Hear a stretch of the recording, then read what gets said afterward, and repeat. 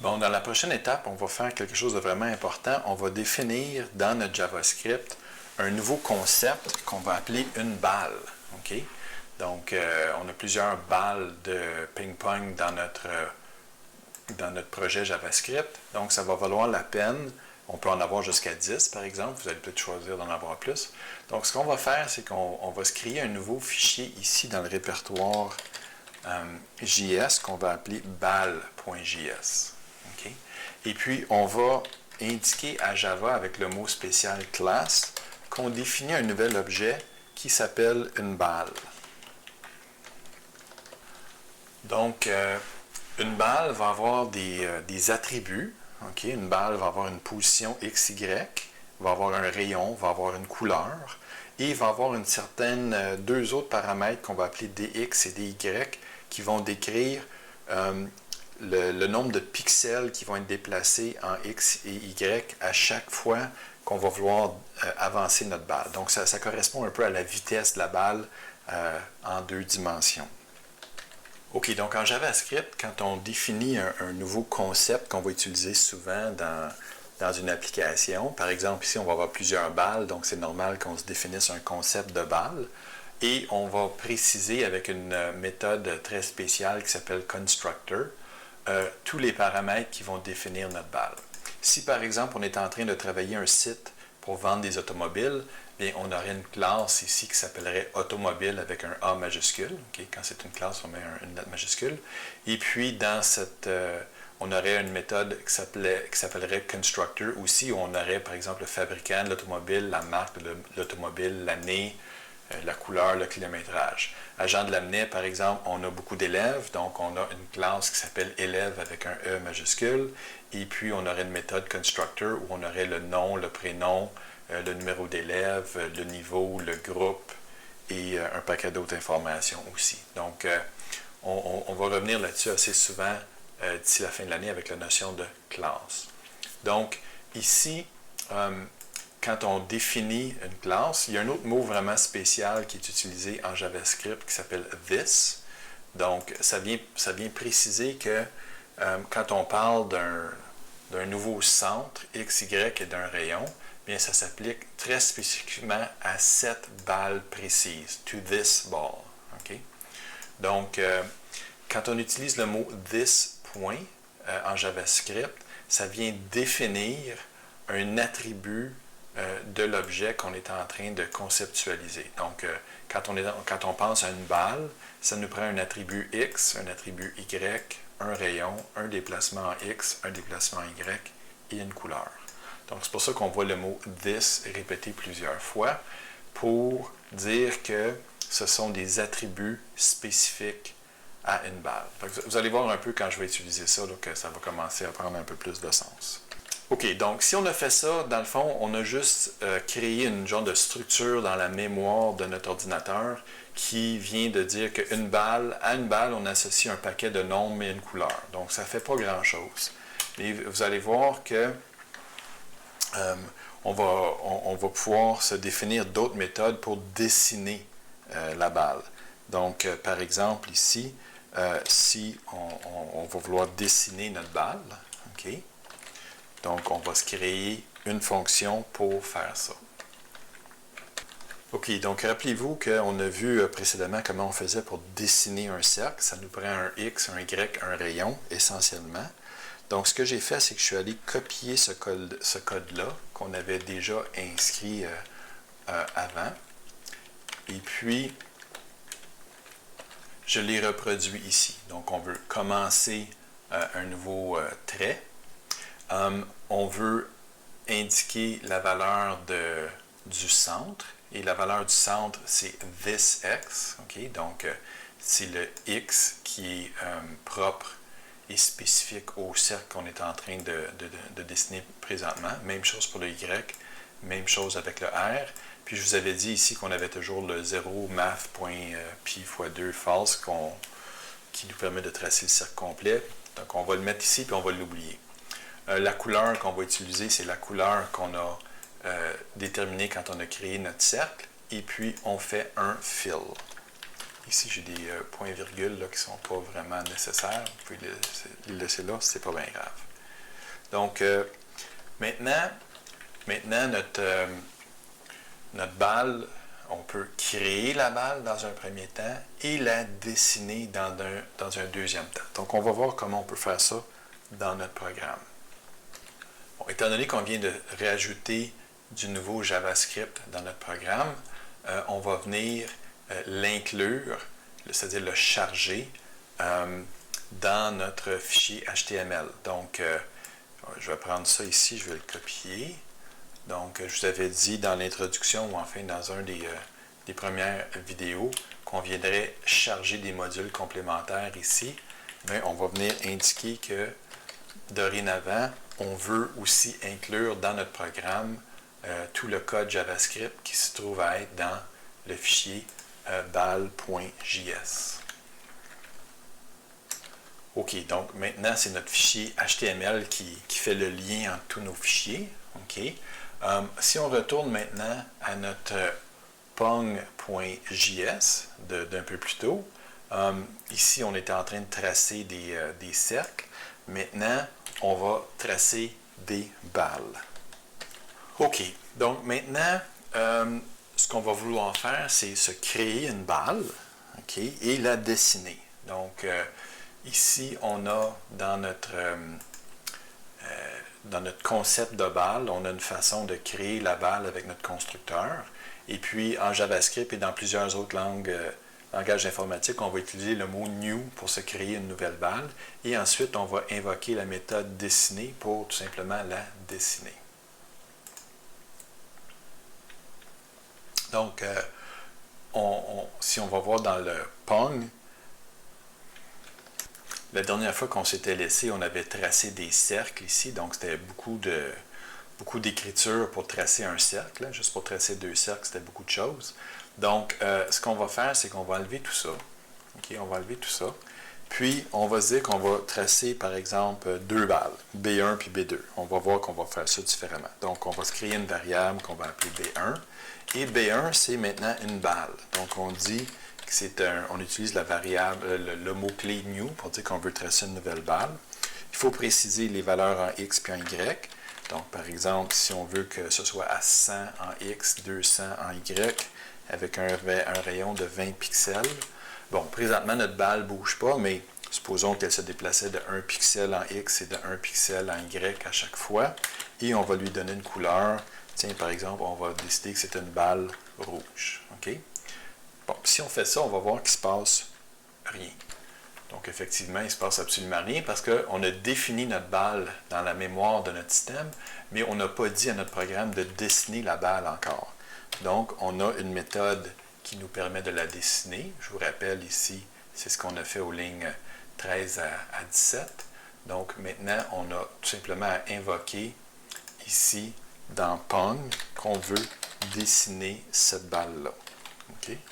Donc, quand on fait ça, on la dessine et on a une balle rouge. Okay? Maintenant, si on veut, par exemple, avoir une autre balle, okay, je peux copier ça ici.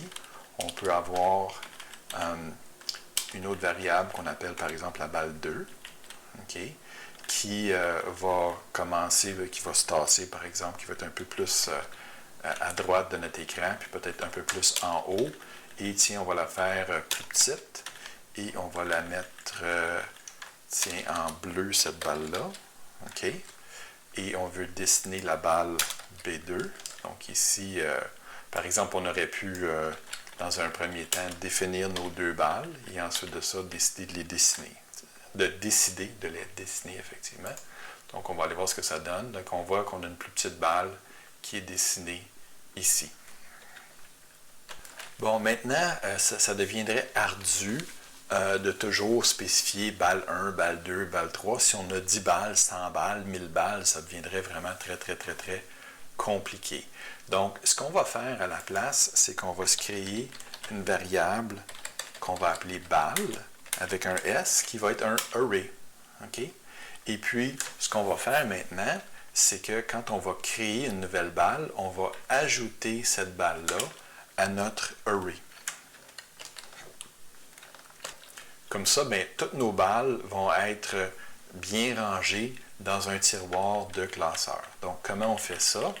Bien, quand on crée notre première balle ici, on va utiliser la méthode push qui va placer la première balle dans le premier tiroir disponible, qui, dans le cas présent, va être la balle, le tiroir 0.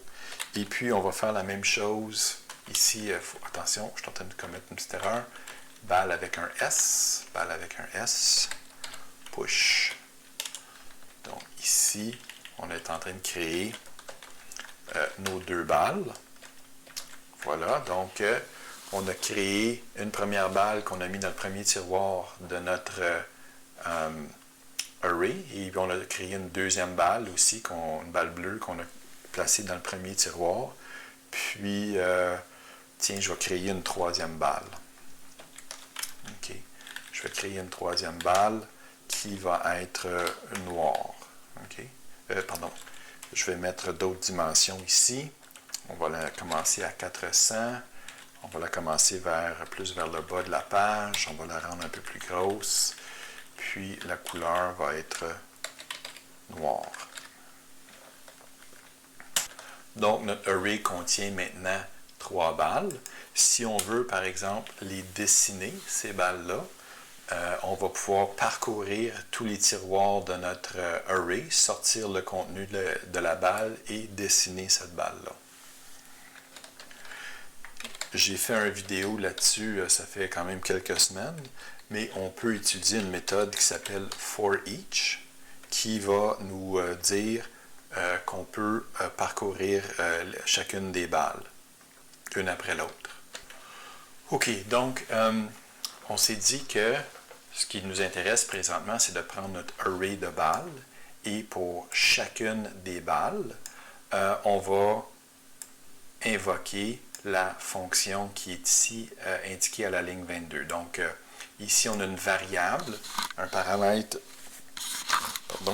le paramètre B ici, qui représente notre balle. Et cette balle-là, qu'est-ce qu'on veut faire? À tour de rôle, pour les 3 balles qu'on a dans notre système, on va vouloir dessiner la balle. J'avais oublié tantôt d'ajouter les parenthèses ici. Donc, on va aller voir ce qui se passe quand on décide de dessiner la balle. On va voir que la balle rouge, la balle bleue et la balle noire se dessinent à l'écran.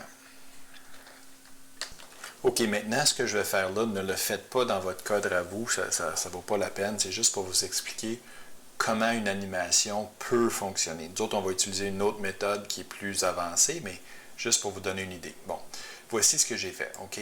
Donc, toutes les balles ici, je les ai rapetissées. J'ai dit que les balles avaient un rayon de 10. Ensuite, j'ai augmenté le déplacement. J'ai dit que le déplacement en X, à chaque tick de notre horloge, va être de 20 pixels en X et 20 pixels en Y. OK? Et puis, dans la méthode balle.js, j'ai précisé ici une nouvelle méthode qui s'appelle move, OK, que je devrais peut-être franciser à déplacer. OK? Donc, cette méthode-là, déplacer, va prendre l'ancienne valeur de x et va lui ajouter le déplacement en x qu'on veut, par exemple 20 pixels.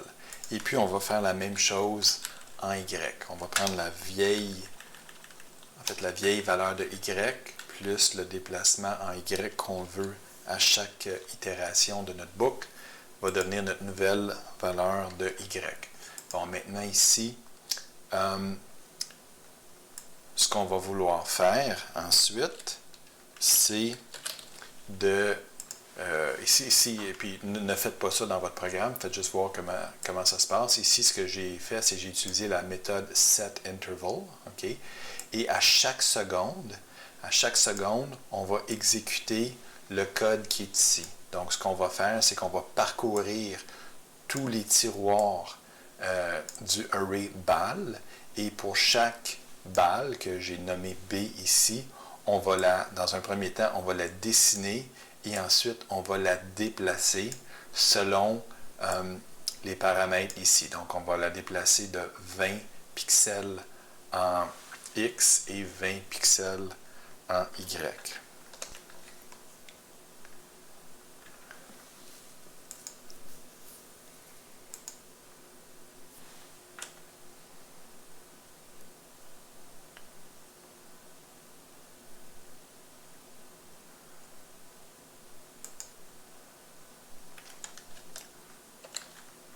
OK, allons voir ce que ça va donner. Donc, ici, on voit qu'à chaque seconde, nos balles se déplacent en X et en Y. Je vais enlever une des balles, là, OK? Donc, la balle ici, noire, je vais l'enlever parce que ce n'est pas nécessaire. On va juste regarder deux balles. Si je veux, par exemple, que la balle bleue se déplace plus rapidement en Y qu'en X, par exemple, 2 fois plus vite, je peux changer sa vitesse à 40. Allons voir qu'est-ce qui va se passer si on fait ça. Donc, on voit ici que la balle bleue se déplace un peu plus vite que la balle rouge en Y. Donc, ça, c'est une façon de faire de l'animation. On va voir dans une prochaine vidéo là, comment on fait là, pour faire de l'animation d'une façon plus élégante.